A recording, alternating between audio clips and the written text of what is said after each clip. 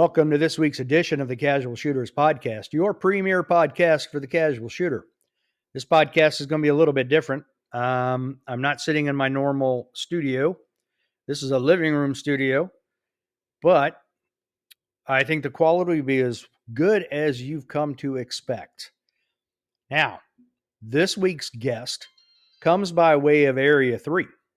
If you've ever shot the Cornhusker Classic, you may have run into him, as he is the match director for the Cornhusker Classic. So with that, join me in welcoming to the show Mr. Todd Woitzel.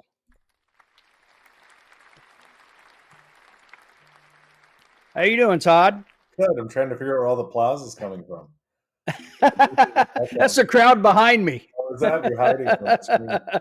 Yeah. Well, when you use a virtual background, you don't see the actual audience behind me, but they're there. Yeah, I'm not as nervous this way without those hundreds of people. Yeah, there you go. So how are you? Good. How are you doing? Good. If you would take a moment and just introduce yourself. Yeah, so I'm Todd Woitzel. I live in Gretna, Nebraska. It's a suburb of Omaha. I lived here for about 21 years. I grew up in North Dakota. I have 4 children, 3 grandchildren, and my son and his wife will be having twins any day. Ooh. We could even get called while I'm on this podcast. So wow. You may be the first to know. So we'll see. Breaking news. Yeah, there you go. I like it. Yep. All right, Todd. Now, when we spoke briefly before, you said you have listened to some of the podcasts, so you know the crazy questions are going to come hot and fast right up front, and then it gets easier. All right, so we're going to start with those icebreakers right now, and I'm going to hit you with the first one. What's your favorite movie? Indiana Jones Raiders of the Lost Ark. Oh, such a classic, such a great movie. I was like 12 when it came out or whatever. I think it's one of the first movies I saw in a theater, and to this day, if it's on, I watch it.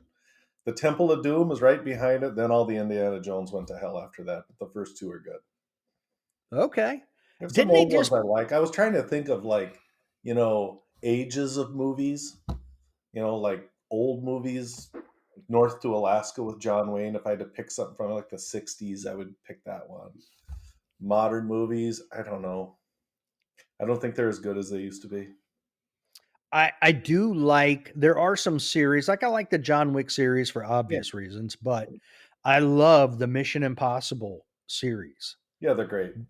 Yeah, the special effects in those things and the stunts that he does are just amazing. There's some series like, what was it? Nicolas Cage, National Treasure. They made 2 of them, right? They could have made one of them a year for 20 years.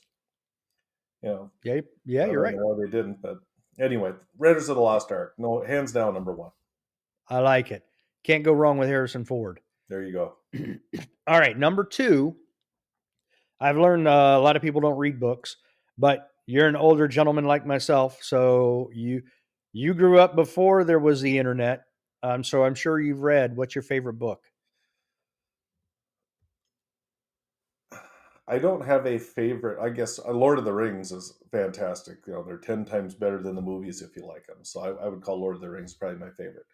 Okay. In the last few years, Vince Flynn has a series, and all 20 books are the same. The Mitch Rapp series, I think there's 21 books. He comes out with a new one every year. Well, he died, but the guy that took over for him didn't miss a beat of the author. They're great. I love them. I was reading all of Vince Flynn's stuff because I agree with you. They were great, but when he died of cancer, I lost all interest in the whole series. I think they're just as good. I think the guy that took over, I can't remember his name. I really couldn't tell. I think he's done a great job. There's another series similar to it. The author is Brad Thor, and it's very similar. It's a guy that's an operator, and he goes around the world. It's a thriller type series, and I like those. I like fiction. I don't really need nonfiction that much. When I'm reading, I'm usually looking for an escape a little bit because I read all day long anyway. I was thinking though, the question, and the best nonfiction book I ever read was an autobiography by Lee Iacocca. Oh, I know what you're talking about. And to this day, sometimes you'll think, I don't know, I just remember the book. And, I didn't know he was that influential inventing the Mustang. Um, so I thought it was good. So autobiographies, history books, not for me per se. I'd rather just watch the documentary. Okay. Yeah. I had I think it was Andy Erickson, and he mentioned with the old breed. So I actually started reading that. Never Uh, read it. yeah, so I actually have started reading it, and it is actually very good. But I know what you mean. Historical or nonfiction books can be dry and boring. Yeah, I don't know. I just want to think about something else. That's why I go down that path. Fiction. Oh, that's funny. Okay. I can't Uh, remember the next questions now.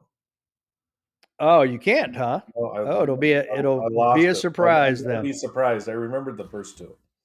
All right. So I don't know if you're into superheroes, but the third one is your favorite superhero or historical figure. Superman. I Okay. mean, he's The the classic. ultimate superhero. I mean, I'm like Jerry Seinfeld. Who do you want to be? You want to be Superman? He can beat them all. Favorite Absolutely. historical figure other than Jesus? Uh, Probably George Washington or Alexander the Great. Okay. Now, why George Washington? That's very intriguing. I think George. I mean, he's George Washington, Benjamin Franklin. Founding fathers, etc. I still to this day find it so interesting that somebody that could have been king, they could have made him king, and they would have done it, and he didn't want anything to do with it. Yep. Oh, the ultimate humility, and Yeah, he was a very humble man. yes, I've read some papers on some of the founding fathers, and interesting, very interesting guys, very diverse in thought. It took a long time to come out with the Constitution, the Declaration of Independence. It was not a whip it out on a piece of paper on the weekend. There was a lot of disagreements about it, and they were vehement in their arguments. And Yep. it was interesting we came together. But I mean, he led an army. George Washington led an army of farmers and militiamen against the greatest army in the world at the time, and beat them. Came out on top. Yeah. Yep. So Alexander the Great, just because man, he conquered the known world in his youth, from his 19 to 33 or whatever he was, 31 when he died. I don't even know how old, might not even be that old. So I've watched some documentaries. I just think it's interesting history that old, how they were able to Do the stuff they did. conquer and lead like they did. All right. So number 4 is your all-time favorite gun and caliber, and they don't have to be married together. My favorite gun, because this is mine because I own it, not because it's just somebody else I shot it. It's my grandpa's Anschutz 22 Hornet rifle. Oh, a 22 Hornet. Yep. So if anybody doesn't know what a 22 Hornet is, it's a 22 caliber bullet. Uh, Not much heavier than grain. I think a lot of 22s are 40 grain. I think it's about a 45 grain, but it's center fire, going about 2,500 feet per second or so. And when I grew up, my grandpa had it, my dad had it, I have it now. But I shot a lot of fox in North Dakota when I grew up with that. I made a lot of money with that gun, trading furs. And Okay. it's an Anschutz. It shoots like, I mean, it'll shoot through the same hole if you're capable. The gun is much more capable than you are, and it shoots like a dream. Love that gun. Love That is it. And not a almost caliber tough you to hear. find. That's not a caliber you hear much about. I actually have a rifle that's a 22 Hornet. Yeah, yeah, I mean, I would never reload it. I shoot about, Oh, we'll take it out to the range and I'll shoot it 10, 15 rounds a year just to show the gun some love, but there's really no purpose for it anymore for me. I won't get rid of it, okay. but it's an unbelievable gun. Now, your last one, I try to personalize to the guest. You being the gentleman that runs the Cornhusker Classic, what's your favorite memory or event that's occurred around or with the Cornhusker Classic? Yeah, so I run both of them. I run the Cornhusker Classic, USPSA. This year it's going to be a hit factor match. I'm sure we'll talk about that later, and the Steel Challenge. My favorite memory is actually at the first time we did the steel challenge. We moved it. It used to be they both used to be sectionals, and then we changed the matches and format. Andy Erickson and the Sioux Falls group took over the sectional. We added the USPSA match, so our area basically got another major out of it. And we changed the name of the steel challenge from a sectional we just wanted to brand it the same. And the memory I have is the steel challenge 2 years ago. We moved at the end of September. The weather in Nebraska and this part of the country is gorgeous that time of year. It was about 73 degrees, sunny, beautiful day. And we try to keep our match very affordable. We don't want to price our local shooters out from coming to stuff. And there's these couple gentlemen that shot that morning, older gentlemen from our club that had started shooting that year, and they hung out in a couple lawn chairs in the shade and just watched shooters all afternoon. And I don't know why, I never get it out of my mind. It was just a beautiful day, and they sat there in this spot and they just watched their friends and world champions come through this stage all afternoon, and they just had a blast. And they came afterwards and said it was one of the most fun afternoons they've ever had. That's really what you want people to have as an experience at a match. People are going to win, they're going to lose, but just having that much fun spectating, I'll never forget it. So I want to make sure that we put on a match that you could conceivably just have fun watching, I guess, right? Um, it's their home range, the banners are up. It looks different even though you're there every week, and they just loved it. I'll never forget it. Making marks, making indelible marks in people. It was. I'll never forget those guys coming up to me, and I saw them there and that they enjoyed that day so much. In one of your answers, when you mentioned the 22 Hornet, you said you hunted fox in North Dakota growing up. Yep. So obviously you grew up around guns because you're hunting at a young age. Like how young were you when you were hunting fox? Oh, I don't. Well, I shot probably 12 to 16, 17. Actually, all Okay. through high school, and then after that, in the '90s, when I was older, the PETA took over, and they're not worth anything. So you used to get 50 to 70 bucks for a fox. If you skin it, you get more, but I thought it was too much work, so we just froze them and hauled them to town. Shooting, yeah, I grew up on a farm. I grew up on a farm with 1,300 acres and Whoa. no neighbors for a while. We had a lot of trees and, killed blackbirds and barn swallows with my Daisy Red Ryder BB gun. I didn't have not have the compass in the stock like Ralphie in Christmas Story, but it was a good BB gun. It did its job. I still have it. The spring's worn, and I can't seem to find one that fits. So I mean, I was did that, and then when I was old enough, I would deer hunt going with my dad. We didn't bird hunt or anything like that. We would deer hunt and did that until I moved away, and I haven't really deer hunted since because my kids and my wife really don't want to eat it. So if they're not going to eat it, I just don't go get one because I probably won't eat a whole deer. But so I've shot. The interesting thing when I was young is, do you remember the JCs? It's like a men's club, like the Lions. Yeah. It's not even around anymore. So my dad was always in that, and I was about 12, and they started the JC Daisy, the BB gun company, started a youth marksmanship BB gun program. I don't even know if they still do it or not. I've looked, but I haven't found anything.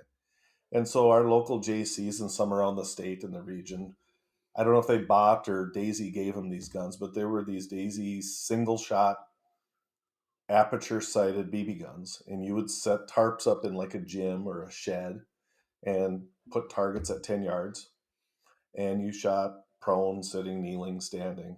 And we did that for about 2, 3 years, and my friends and my classmates and we were pretty good at it. I mean, our team won a couple state titles, and it was kind of fun. So I've always been shooting. I get, growing up.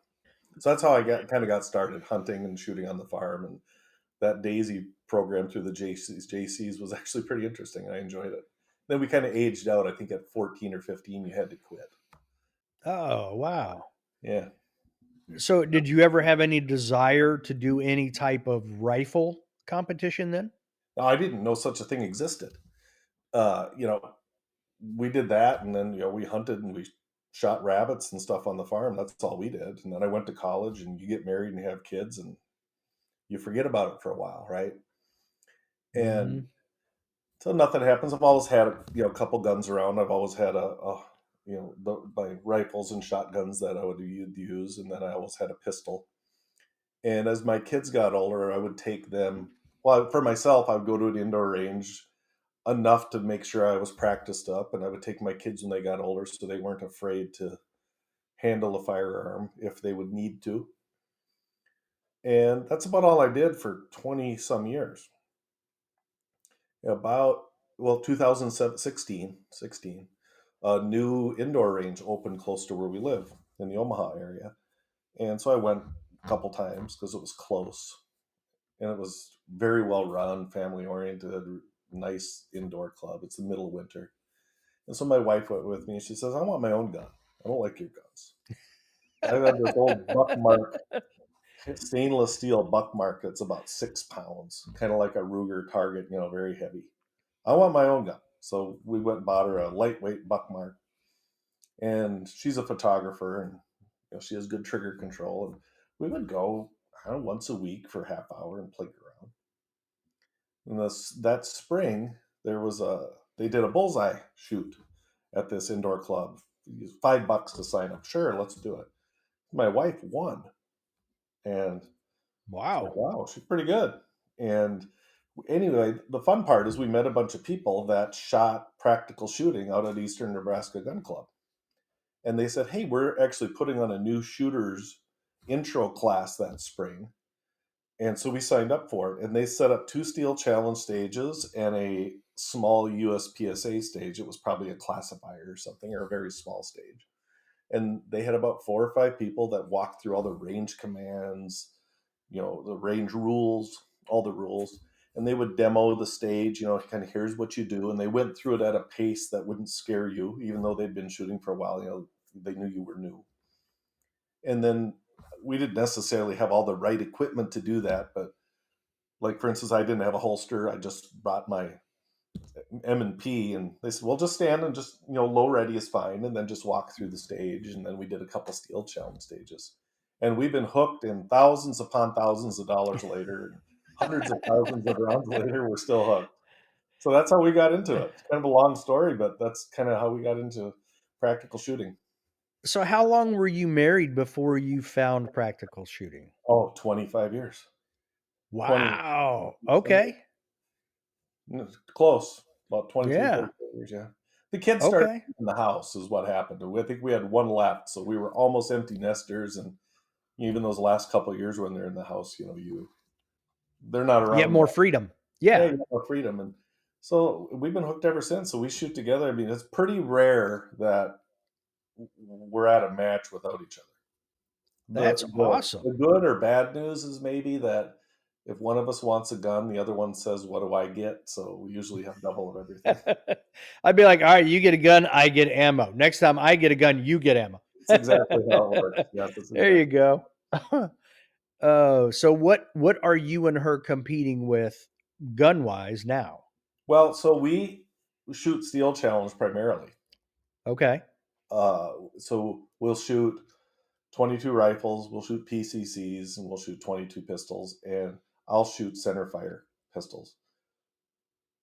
We'll use Volkortsen out of Iowa, which is close to here for our rifles. We both shoot JP5s for PCC, and then we're on the Precision Defense shooting team, which Precision Defense bought a company called CWA Rimfire Race Guns last year. And um, so they started a team, and we were fortunate enough to be on it. So we shoot their 22 pistol. It's what do they call it? A 2211. Think of a 2011, but it's actually a 22. It's rimfire. Okay. So it's a full size handgun, but it's a 22 pistol. It's an amazing, amazing pistol. So we shoot that. And then I'll shoot my Canic steel frame, or I'll shoot my open gun. And then in Okay. USPSA, we both shoot open division.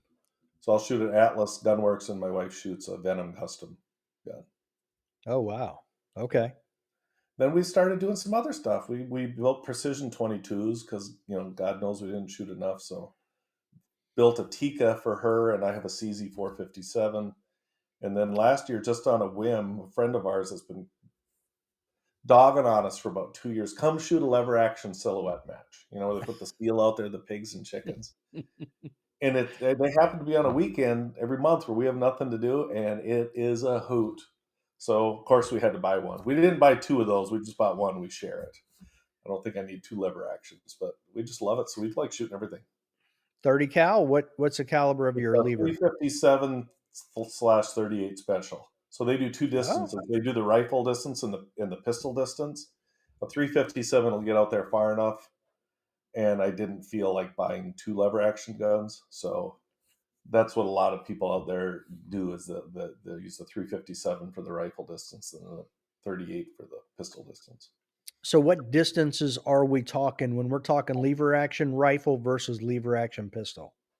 So the rifle is 50. There's four sets of targets. There's 50, 100, 150, and 200. And it's Okay. all aperture sight. There's no optics here. So it's all iron sights. You got an aperture mounted on the stock. And then Blasphemy. the pistol caliber distance is 40 yards, 50 yards, 75, and 100. Okay. Yeah.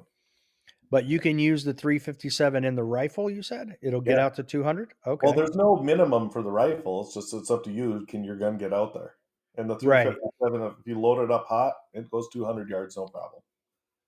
It's probably dropping a foot, Okay, probably that was 30. going to be my next question. Is like, where's your hold on a 100-yard silhouette? Well, I don't know. I just know how far I twist that aperture sight. But I bet, I can't Mm, remember when we sighted it in. I bet you it was a foot and a half at 100 yards. at 200. Oh, 200. Okay. All Yeah, right. Well, 200. that's not bad. No, I think it's starting to drop pretty hard at 200. Yeah, I would imagine at about that 150-yard mark, you start getting a drop in Yeah. At retained 200 velocity. yards, the target that's out there doesn't fall. It's just a ram, and you hit it. It's Hit. actually pretty big. But at the 150 yards, you have to knock them off. That 357's got a big enough green bullet. They fall off pretty good. It's fun. So some decent retained energy then at 150. Oh yeah, it's a Nice. big bullet. I mean, what is it? 185 grain bullet, I think. Well, and one of my questions was going to be what all do you guys compete in? But so Steel Challenge, USPSA, lever action, and are you doing 22 PRS at all? No, even lever action. It's just casual. Wouldn't travel for that. We But you started doing the local, not PR. It's NRA bullseye with the 22. okay. That's all it is. Okay. I actually have a meeting this Thursday because I'm the president of our gun club this year, Eastern Nebraska Gun Club, and people been bringing up over the last couple 3 years about starting up an NRL 22 discipline. I've That's what I shot was it a trying to couple think of. times at some different clubs. It's certainly growing very fast. Uh-huh. 22 ammo's cheap. You don't have to get these 6.5 Creedmoor bullets and load them by hand and like you And do. you don't need all the distance either.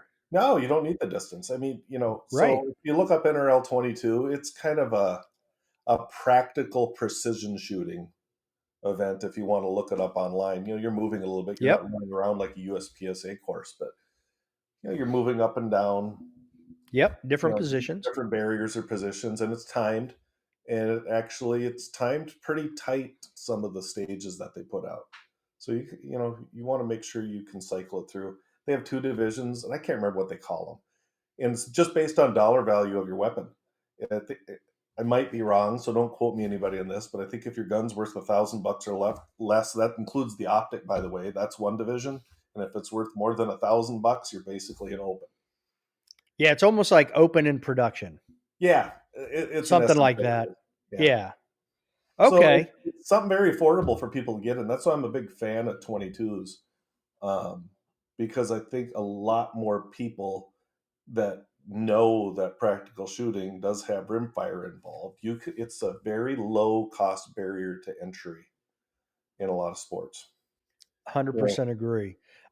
But like anything else, I mean, you know more than most that you could spend 4 grand on a nice 22 Oh god, yeah, mine aren't cheap. rifle.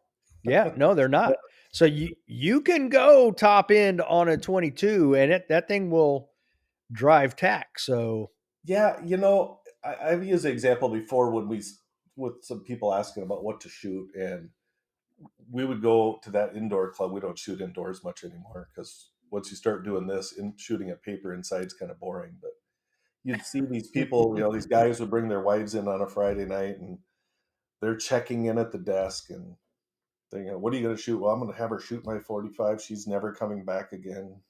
right. They're not going to, dude, buy a buck bark, buy a Ruger, buy a bunch of mags and cheap 22 ammo, and it's a pretty good chance you can get your wife to come shooting with you if you're not, giving her those big guns. Because I mean, most people just want to have a good time, and you can get Yep. proficient with grip and trigger control and all that stuff without shooting a center fire pistol. It's all translatable. Agree. 100%. Any chance you guys will do small bore?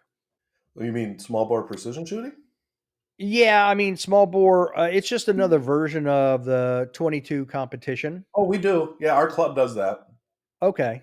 We do a couple. Unfortunately, some of our practical shooting matches are the same day as that discipline, so we can't do all of them. Mm, But yeah, it's fun. I tell you what, my wife's really good at it. She did her first one, and they shot. It was an 800 point course, for the 80 shot. aggregate. Yep. She shot a 799 with 61 X's her first time. So Whoa. yeah, Damn. so I got She's her a got new some scope. talent there. Yeah, so I got her a new scope for Christmas. We actually sighted it in on Sunday, and Here's she your was shooting, reward. she was shooting through the same damn hole. Cheating. She Wow. says I should get a new scope, but I don't want to get the same one she has. That way I actually have an excuse, even though I know I would lose anyway. All right. So she has a Tika, you said. Mhm. And what did you buy her for Christmas to replace what she had? It was the same gun. I replaced the Right. scope. Right. I mean, the scope. Yep. So I bought her I had a discount code from Vortex that took a Okay. lot off, by the way. And I bought her the Vortex Golden Eagle 15 by 60 power. Okay. I got to ask you then. So you guys have taken it out and shot it. Have you tried shooting at the 60 power? Yeah. And Okay. we were at 100 yards. That's too much power at that close. It is, but my question is, I've done a lot of rifle shooting, and I've looked through a lot of scopes. Typically, when you get into that higher power like that, you get like a distortion, almost like a haze, and some fuzziness. How does it look at 60's crazy powerful? So what does it look like at 60? Clear as day. Nice. But I think on a hot day, I think is where the problem. I think you'd start seeing that mirage where Uh huh. so it was a cool day. It was 55, 60 degrees. Actually pretty nice for March. But I think on a 90-degree day, I think you might get some fuzz and mirage out in that distance if you were turning it up I that high. I think you're going to get that, except for unless you're buying a $5,000 rifle scope, Yeah. you're going to be affected by that. So Yeah. I don't think I got that's a a buddy big that has a deal. Night Force, and I think his goes to 52 power, and I was looking at 50 power, something like that. And he was at 300 yards last summer on a hot day. When you looked through it, you could see the mirage. He had to turn it back to about 35, and then Right. it kind of cleared up. Then Now, have you done any Mirage training? no, So what you end up doing is, so like, let's say you have to back down to 35 power, 300 yards. What you then do is you take your focus and you back your focus off to say 275 yards, but it will actually allow you to focus on the Mirage at the target, and you can actually see the direction clearly of the Mirage, so you can get a wind reading at the target. that sounds like graduate school, and I'm in about first grade here with this stuff. All We right, let built, me know when you hit junior yeah, high, and then our- we'll start talking we about built some nice, what I would call affordable 22 precision guns. If I was going to do it all uh, over again, I bought my CZ 457 first with the match barrel. It wasn't that expensive. And then she wanted one, and we looked at the Tika because somebody else had one. If I was going to do it again, I would get a Tika. Tikas are nice. Yeah, it was cheaper, even. Yeah, they make a nice gun, whether it be. a center fire for PRS or whatever. They're nice. Yeah, so we might buy a T3X, maybe a 223 if we want to do some more longer range shooting for fun. I'm not going to get into any of those big calibers, but I think we might get a 223 or something like that. And maybe we'll go to a 30 cal of some kind just to reach out a little further for fun. But we're not going to get too crazy into the precision world. Okay. I mean, yeah, it sounds like you guys are casual shooters in the rifle world. We're trying to fill the weekend for the most part. Well, we're serious about it. We're serious about the things we're serious about it, but we do want to be able to have options on the weekend, and where maybe we're not have a competition going on, and do something much more casual and just get involved. Plus being involved at the club level, like I say, I'm president of the club this year. I'm going to try some other disciplines as a primary method to meet people at the club that I wouldn't normally meet because I don't shoot those disciplines. So I want to make sure that, hey, do the F class and high power guys really have what they need on the range? Is there something we can do for them? There's these Swiss rifle, the vintage sniper guys. Do they have all the targets and stuff in their sheds that they need, that we need to look for budgets next year? Just making sure that all these disciplines have what's needed to be able to put on a good match and have a good event and not have any problems when they're putting something on. Let's go in a different direction for just a second. Based on everything you just said, and you said F class NRA, so I know what they are because I've competed in NRA. First time being in 90 myself, but that's what I grew up around was Yeah. high power NRA matches. Um, what is the size of this gun club, and what do you guys offer? So we offer a lot. We don't have a super long range. Our longest range is 600. So we Okay, not don't have an bad. 800,000 yard range. And there's probably not the availability or ability to even do that with the land around us. So we have a 600-yard range, and there's berms every 100 along the way. There's a 300-yard range that has berms at 50, 100, 2, and 300. And then we have a 100-yard range that is much more secluded, very level. People go down there um, to get a little more of an intimate setting. You're not shooting that far. It's only 100. I'd like to think more about that as more of a rimfire range, because sometimes it gets shut down for various reasons because there's homes about 2.5 miles away. So if there's no ROs present, we close that range. But I think keeping that open to rimfire all day long would be acceptable. A rimfire is not going 2 miles away. And then up top, we have 5 pistol bays that were added about 6 years ago. There's one that's about half done. We're hoping to get the funds to be able to finish that in the next couple of years. And then down in our lower pistol bays, which is all of where our practical shooting takes place, there are 7 bays and room to be able to add another one. So it's fairly decent size. We have about 2,300 members, like most. So it's a sizable membership. It's very affordable. It's 150 bucks a year. Not that Nice. expensive. We raised it. It was 125 bucks, but with costs going up and various things, we finally raised it a little bit. But it's still very affordable. And uh, I would say, like most clubs, it's probably 300 or 400 people that use it heavily. That are there Right. often. It's like most clubs. It's probably 10-15%. But there's always people out there bring guests. It's a $10 guest fee. People down there, and we have ROs that maneuver around on a side by side, making sure everybody's safe, and it's a good club. Have All about halfway volunteer. between Omaha and Lincoln. So the ROs are volunteer. Yep, Okay. yep, they do a great Is job. is it an NRA RO certification? Yes, Sounds like a big club. I mean, yeah, we 2,300 built members. That's pretty big. we built a couple.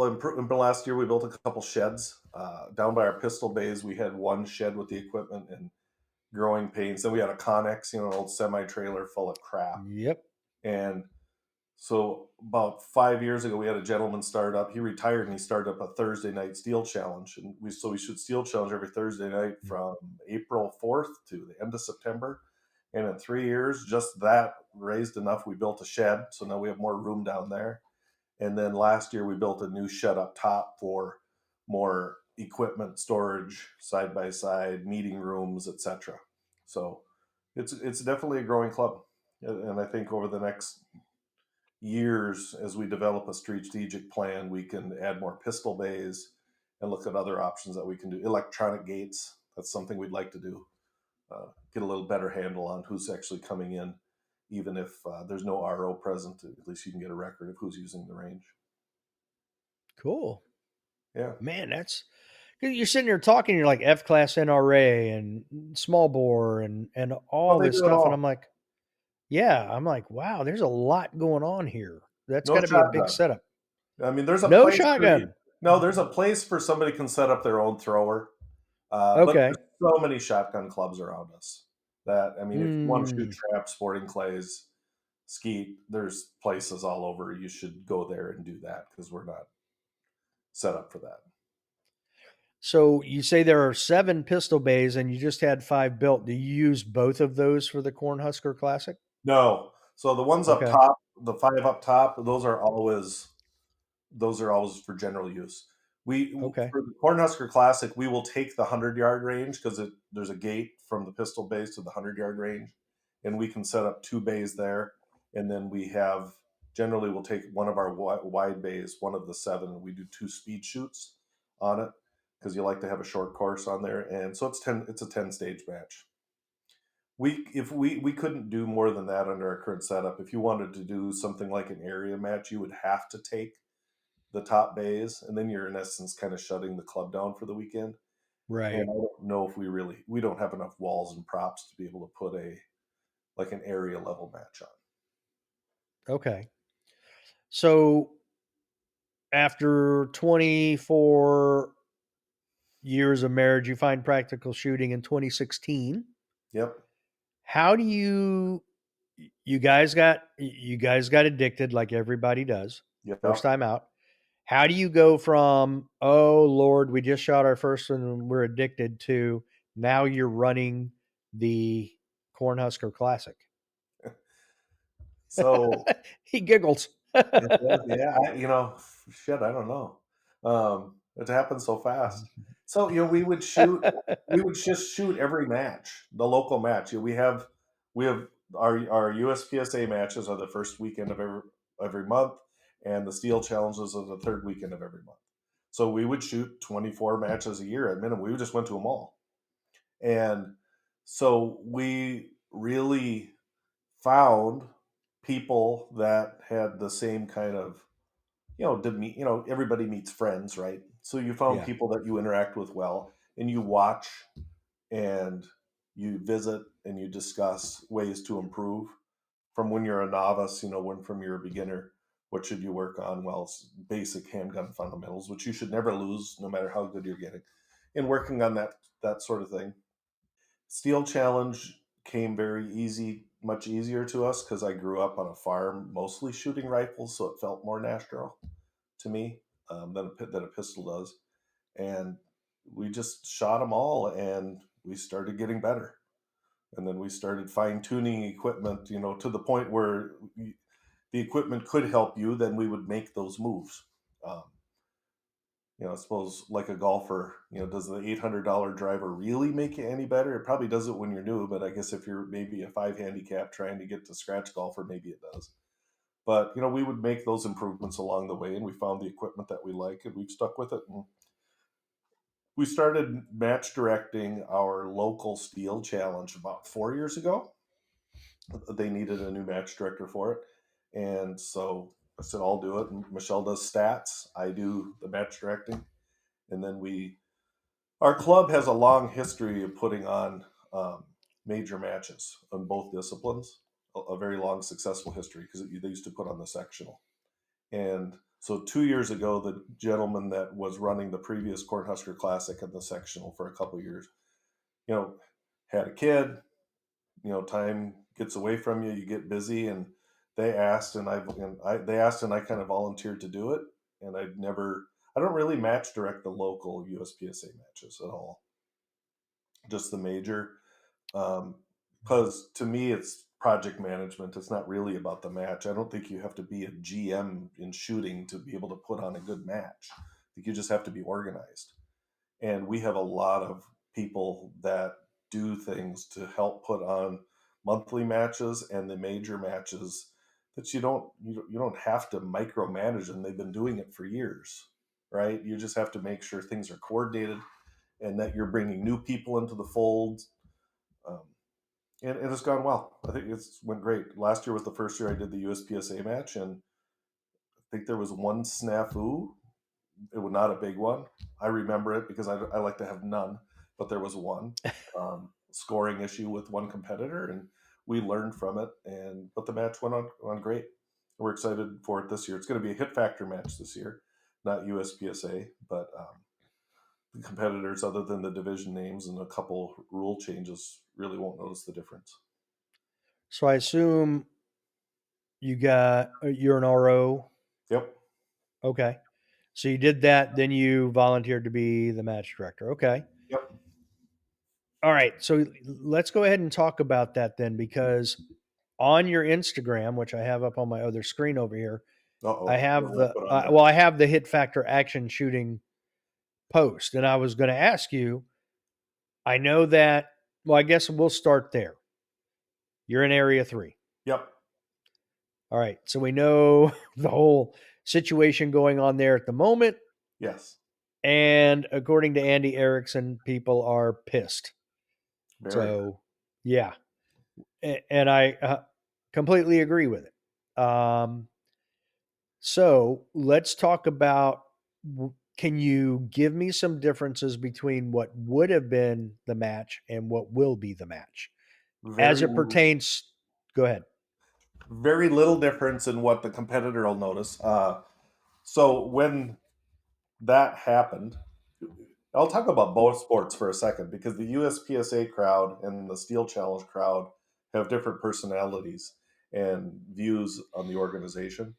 And it's well, not the organization per se, but because of the nature of the sport. Remember, Steel Challenge is always a classifier, and the people that get into that like that. And so, running outlaw matches would, in essence, cut off the knees be on some of the people that like to compete. So we did not. We will still run Steel Challenge matches. The Cornhusker Steel Challenge match will be a level one. In order to break the rules, we just will not use the word championship in the match, and then I can call it whatever I want. I can be a level one.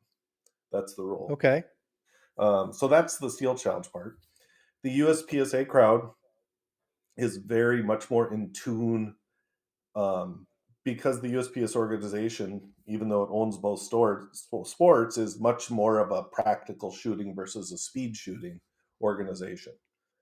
And so when Scott was booted off the board, and then Mr. Rizzi a couple days later, and then reinstated, people in our area became very enraged. Um, he Scott's a great guy. He's a range master for our match. He's going to be the range master for our match this year. He puts on the Area 3 match. He helps clubs everywhere. He's been involved in the sport in 20 years. And I said on another podcast, and I'll use the same analogy again, but he got a 10-year prison sentence for doing 56 and a 55-mile-an-hour speed zone. And it's stupid. The fact in the last board meeting that they are even waiting on a legal opinion for this thing is really irrelevant to me. Just reinstate him. This can all be over. Reinstate Scott. The Area 2 guy can go away. When those two things happen, we'll change the match back. Okay. That was going to be a follow up question is what causes the end of this? And you just answered it. Yeah, we've been saying the same thing for a while. So, that happened basically over the Christmas holiday. So, our club and several section coordinators from the various Area 3 got together, but our club, and we polled our shooting base, and we were following what our customers want. The USPSA guys want to protest, and the Steel Challenge they want to protest to a certain level, and that's what we're doing. So I am not a fan, and I've said this on another podcast, of running a USPSA match and just not paying. I think it's disingenuous. It's just my opinion. Because at some point you're going to have to pay it, right? If they meet your demand, you're probably going to have to write that check. So we took the PCSL rulebook as a starting point, the rules we wrote are not PCSL. They don't really resemble it much at all, other than we didn't want to use USPSA rulebook, and we scrubbed all the stuff out of it, made some refinements, created divisions that mimic USPSA, and that's the rulebook we're going to use. I know the Minneapolis area, they're running those matches. Andy Erickson's going to use the same rulebook for the Great Plains. And based on what I'm seeing in the downloads, I think a lot of people might very well be using that rulebook out there. But we're not breaking any USPSA rule. We have our own divisions. They're not even called what the USPSA divisions are. There's some changes in there. So back to your question on what the difference is on what somebody would notice in our match in June. There's no single stack and there's no revolver. They're low competition um, points and shoot something else, or you can shoot your single stack in what's called enhanced irons, which is basically limited. And you can shoot your revolver in the open division if you want to, or you can shoot an I-core match because we have plenty of those. Oh, you guys have I-core matches too. Oh yeah, they're pretty popular. So that's the divisions. The one big difference on divisions is the optics division. So practical irons is production. Practical Okay. practical optics is kind of carry optics, but it's 15 rounds. So it's basically production with a red dot. Ooh. It's Okay. what carry optics probably should be. Enhanced irons is the equivalent of limited, and enhanced optics would be basically a combination of limited optics and a fully mag loaded carry optics gun. So if you shoot carry optics and you want to load your mag up to 23 rounds, then enhanced optics is for you. And then open. Obviously, open is NPCC. Those are what they are. Right. All right. So let's talk carry optics real quick since it's the most popular division. Uh huh. Someone who's used to running a carry optics rig coming to Cornhusker Classic, other than mag size, meaning you can only load Other than how 15. much is in the mag, you can use the 141 millimeter mag. We didn't Right. change that. Yep. Yeah, I misstated what it No, was there. to clarify, yeah, Yeah, absolutely. What other changes would I need to make to my gear or setup nothing. to okay, that's it. You want to shoot 15 rounds, or do you want to load it up? That's your choice. And Okay. put your mag well on, obviously, for enhanced For optics. enhanced. Your mag well on. Okay. Yep. Well, That's it. that's good to know. And I have said that I agree with what you said that carry optics should probably be 15. While I love loading my +4 mag extensions all the way up with my Canic, Yep. um, it probably should be if you're going to differentiate between limited optics and carry optics, then it's probably going to be drop the magazine capacity down to production, make it more like production optics, Hmm. and limited optics can take over the the carry optics, but with the added enhancements. Yeah. I mean, if the protest would happen to go on longer, we'll probably have to refine some things. We didn't get into weighing the guns and stuff like that. We just want a basic rule set. Other than that, as far as the match rules, video evidence is allowed. That doesn't mean it's going to help you, but if you have a good video of it, the range master is allowed to look at it. And the other rule we instituted was IPSC uses this, where you can, on the written stage briefing, require that the shooter must stay within the fault lines. Ooh, I like that. Yeah, I mean, I've been to a lot of matches where that stage would have been great if you were required to stay within the fault lines, and it gets read. Yeah, I think that would be a good add to USPSA. You just put it into briefing. 100%. I think you should be able to write the stage brief how you want, and people have to follow that. Yeah, I agree. Our club put on I was unable to go to it, but they put on a Hit Factor rifle match this past weekend. So they let everybody use their rifle caliber carbines, their ARs. They ran the same rules, and I think one of the stages they said you have to stay within the fault lines, but they also did like a mandatory reload. That's a big difference.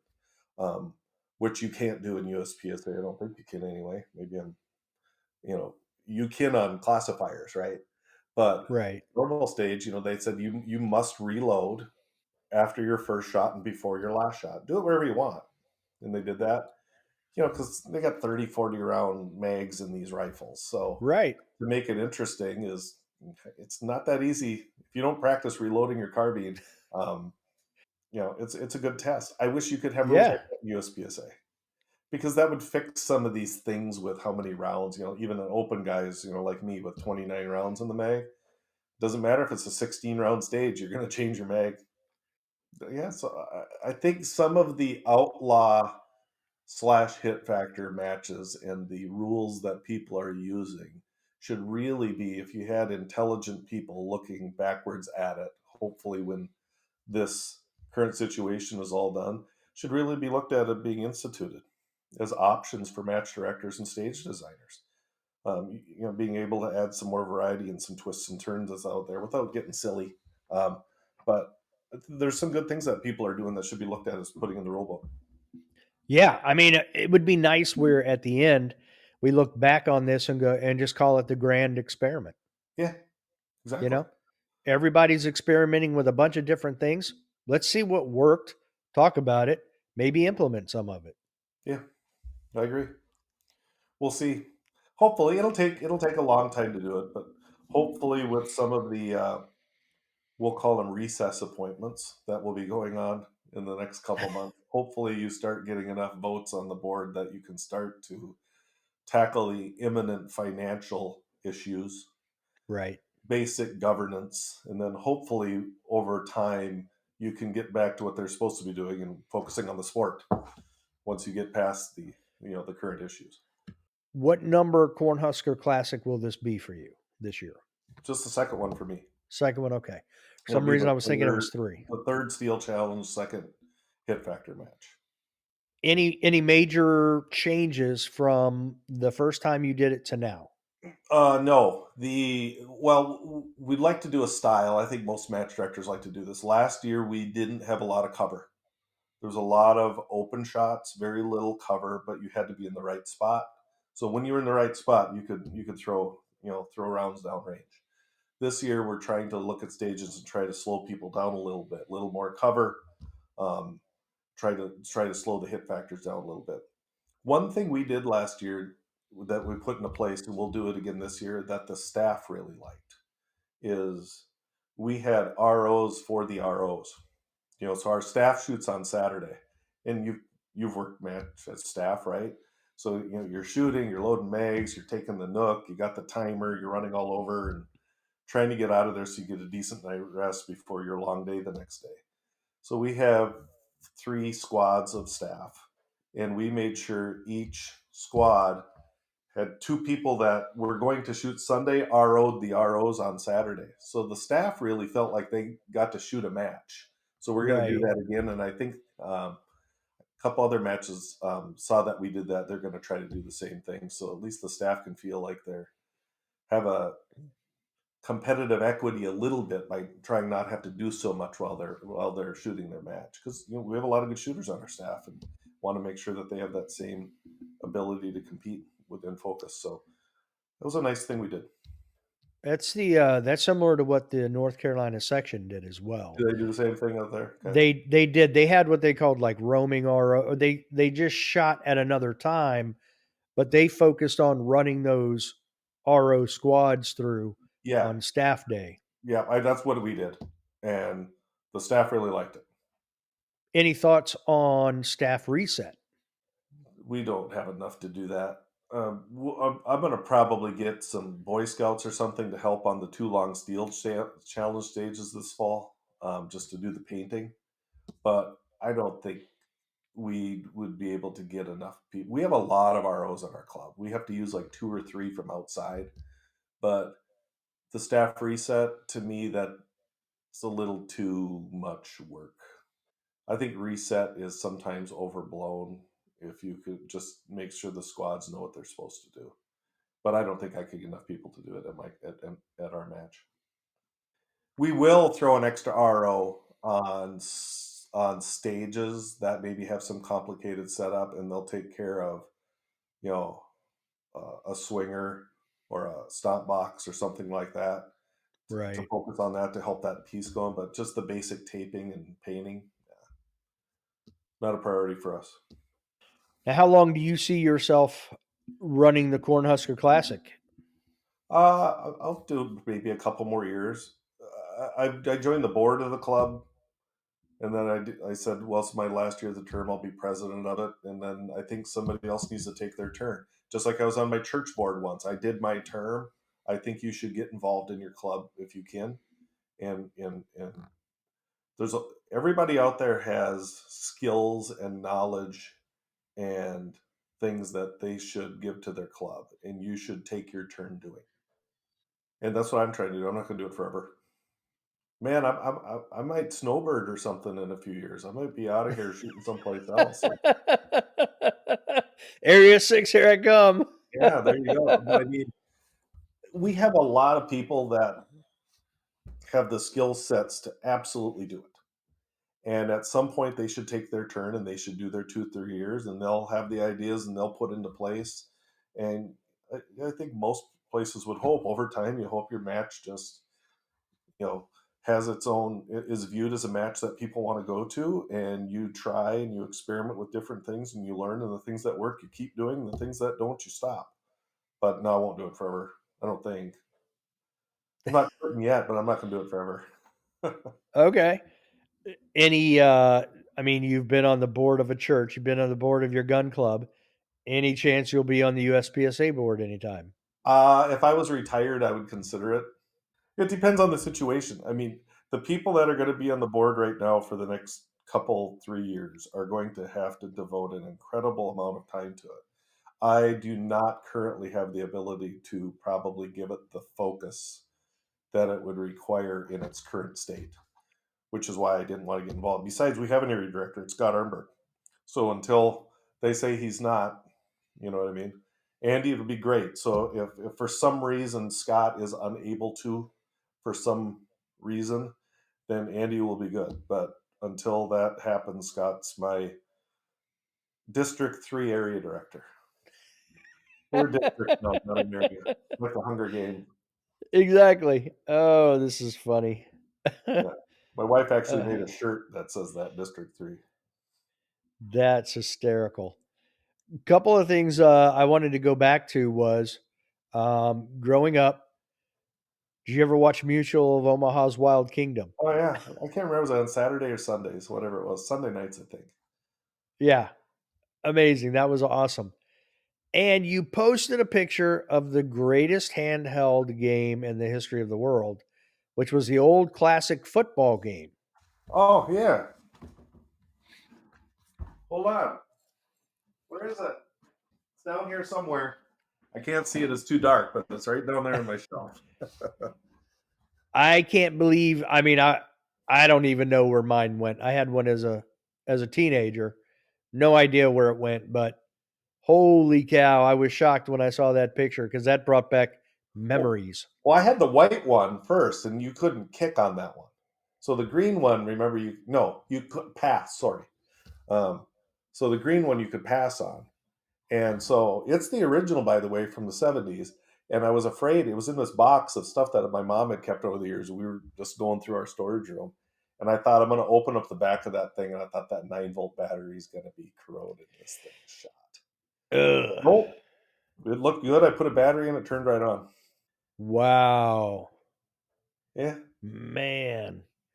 I can still remember that. I mean, I don't think I ever passed. I don't remember because I was never good at it on that game. But man, I could run.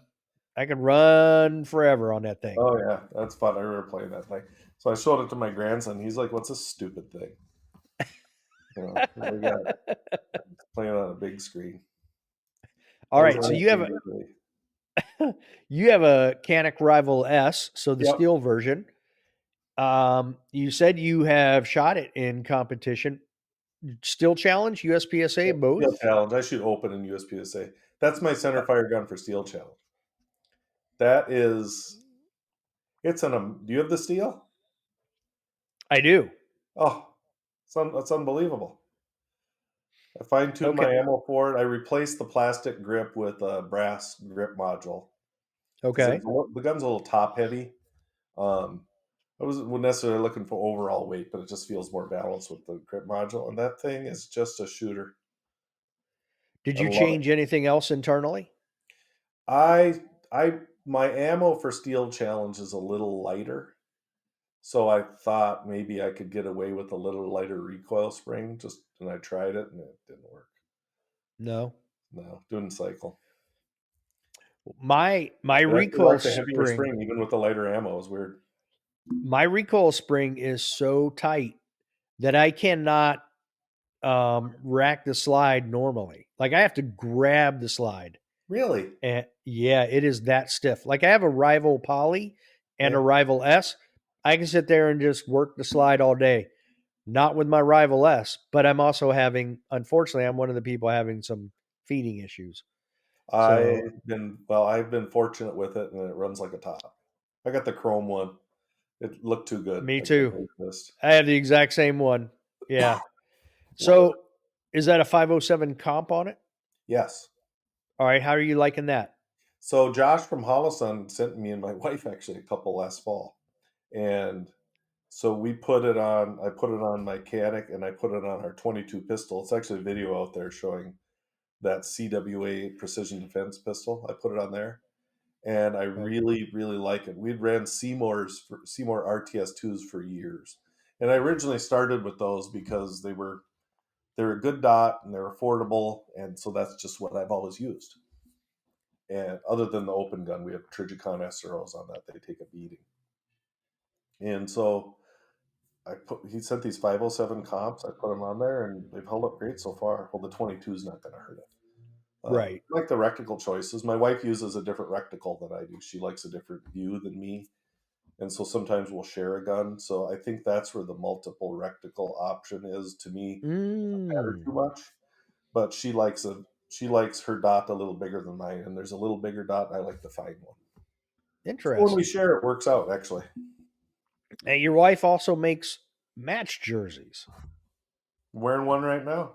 Yeah. Very nice. So what's the design on there? Nothing. It was a painting. So Oh, okay. you know, she, I'll give you a brief explanation, but you should have her in here sometime. She's more interesting than me. So what she'll do is she'll either paint or she'll do it on the computer, and she's an artist by trade. That's what she's went to school for. She taught art in college. Um, and she's always been in that. And so she does home decor paintings and stuff. So she didn't like match jerseys. She thought that the current USPSA preferred vendor was too expensive. And she says, "Well, I can make some cooler designs than this." So she'll either paint and take pictures or she'll design it from scratch on her computer and size it to a template, add effects, add logos, and sends it off to a printer. You know, Wow. whatever you want. I wear her Pretty stuff cool. because I like it. It's like Nike dry fit kind of material. It's good stuff. Right. Yep. Yeah, it's amazing if you just get on Google and do a search. It's amazing all the different materials and jersey styles you could choose from. And because my wife does, she has a cricket and she actually makes my jerseys. So Yeah. it's pretty interesting. You can get on there and you can find stuff way cheaper than what I'm seeing prices for it that you would pay for a normal match Yeah. jersey. Well, she's So been pretty successful the last couple of years, and her prices are more affordable. Her designs are more. They can be whatever you want to be. Not a lot of people are going to wear this wild stuff, but if you want to, you can. And so she has area 2 steel, area 3 steel, area 5 steel, area 3 USPSA. She's going to have area 6 USPSA. She has a bunch of IDPA matches, so she's actually taken a nice. lot of matches and Yeah. recurring customers and a lot of teams. A That's a lot of pretty teams. good side gig right there. It's a pretty good gig. Yeah, she's talented. It's Yeah. a lot of work. Yeah. I mean, as many teams and people as you mentioned, it's almost a primary gig. Oh That's a lot no, of. I just she spends 80% of her time on this versus her other artwork. Yeah, I mean Wow. so if anybody's listening, MW Activewear, AKTIV Wear, and it's on Instagram or Facebook, and you can look what she does, and she's got her contact info out there if you're looking for jerseys. But I'll put her link in the show notes. yeah, Yeah, yeah, that's not a problem. yeah, and there's examples of people's shirts out there that she's done, and if there's a design you like, you can put your stuff on it, and away you go. Or if you want one from scratch with your own colors and theme, she does that, whatever you want. And she doesn't take 90 days to do it, and she doesn't charge $100 a shirt. I won't say who does that, but somebody out there does that. Oh, that's funny. So what are yours and your wife's plans for shooting in the future? So last year we didn't get to shoot as much. Well, we didn't get to practice as much as we wanted last year.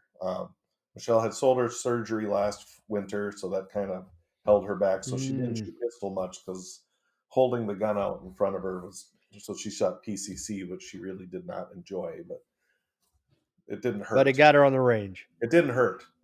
Right. And we sold a house and bought a house, and so we didn't do much. So this year we've much more deliberate in our practice. We've already done it a couple times, and so we put it on the calendar just like there's an event. Oh, we practice tomorrow? Yes, we do. Um, so that's the big thing is first of all, we took an off season. We didn't really shoot much from about Thanksgiving till about a week ago. There was one local match in the winter, but we didn't try to touch the guns. I think it's healthy to take time to do other things. And but we're going to shoot some different ones. I'm the range master for the Area 3 steel match next month. And then just signed up for a match today we haven't been to. We try to make trips out of stuff, so we're going to Area 7 Steel Challenge in August. It's Okay. in New Hampshire. I've never been to New Hampshire, Maine, Vermont, or Maine, so we're going to hit those states. So we're going to go up and shoot, and then take a few days off and see that part of the country. So we try to we shoot and then we use it as an excuse to take a trip, or vice versa. We use a trip as an excuse to shoot, one or the other. So that's the other one, and then we'll shoot the majors in our area, if you will, and we'll probably sign up for some other stuff. I do Now not shoot what? the world shoot though. No. No, $100 a gun, you don't even get a damn hot dog. Why the hell would I do that? It's the same damn place in Talladega every year. It's a nothing town. Move the match around. I've said this other places. I don't get it. You know, Yeah, I'm not a fan of the surrounding area around that's fine, and CMP. you have it there for a couple of years and move it someplace else. You know what I mean? But Right. there's other places that can hold it, so move it around. It's the same damn 8 stages you're shooting everywhere else, but I won't get into that. That's probably another podcast. Right. But in a way, those are still challenge guys. That's all they want. Some of them do. Most people, I think, want variety, but there's a cabal, a Ooh. small group that likes to keep it the way it is. Okay. To me, I mean, you want to fix that sport, not fix it. It's not broken, I guess. Um, the problem with a lot of things when you look at governance, like USPSA board, right? So you could argue USPSA could do the same thing, other than the board of directors are USPSA guys, right? So in theory, politics aside, that's the sport they generally focus on. Steel Challenge is a sideline that makes them a lot of money. You want that sport to improve, have every area director appoint a Steel Challenge liaison, and that should be your committee, right? Every area of the country, and then you can have your director Steel Challenge, Zach Jones, who does a good job putting on a big match. It's a big match, 650 competitors, but you need diversity in your committee from different areas of the country, to look at how that sport can evolve and grow, because it feels like, to me, from my viewpoint, it's getting stagnant.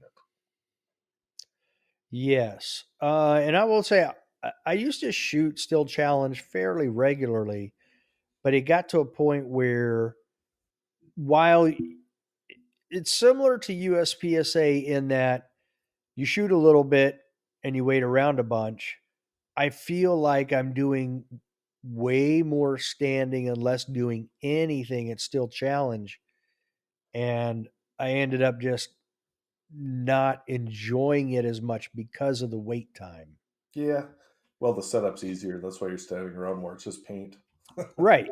Yeah, But it only takes one person to go down there or maybe two to spray, right. whereas USPSA, everybody's going down and being a part of it. But yeah, Yeah, we enjoy both. Uh, we enjoy both sports, but there's not a lot of people that cross. That there's not a lot of people that do both consistently. We right. do. I'd say our club about 25% of our club shoots both actually, which is Oh, pretty wow. high. I think if you looked at the national level, the people that shoot steel challenge, people that shoot USPs shoot USPSA. I bet it's less than 5% of people nationally that actually cross. It's a different sport, measures a different thing, but they're both fun. Do whatever one you like. Kind of like the IDPA USPSA difference as well. Yeah, there's IDPA. There's a little bit of that around here. It's not that popular. I know in different parts of the country it's more popular, but there's some indoor stuff around here. That's about it. Yeah, there's a club near me that does IDPA and USPSA. And if I go to those same matches in the same month, I will run into two totally different groups of people. Oh yeah, So, 100%, 100%. well, Todd, that's what I had. Is there anything that we didn't discuss that you wanted to? Yes. Okay. So you asked me questions at the beginning, so I'm going to end by asking you a question. Yours was Okay. probably said more eloquently, but I always think that this is a fun one. So you're on death row. You're getting the needle tomorrow. What's your last meal? That's a good question. And I think I would have to probably go with a 20-ounce ribeye. Oh, there you go. Yeah. Medium with a sweet potato, all the trimmings on it. And But for dessert, oh man, I'm not a 'cause you I'm don't not a have to be on a huge diet. You're getting the needle tomorrow, so right, right. That is my diet the next day, right. Um I'm not a huge dessert guy, but I think I would have to say tiramisu. There you go. There you go. So you should So have that that would be it. tonight. And you know what? I don't care how sick I felt from overeating. I don't care. It won't matter. It won't matter. It's a good I won't question. won't feel anything for 24 hours You can or steal that after one. 24 hours. You can steal that one if you want. It's a good one. Will do. Well, I Well, Todd, appreciate you having me. oh, I appreciate you coming on. It was a fun conversation. You bet. Look forward to listening to your next guests. And I appreciate it, and hopefully I can have you back on sometime. yeah, you bet. I'd be happy to. All right. You have a nice day. Until next time. Don't be a little bitch. Yeah.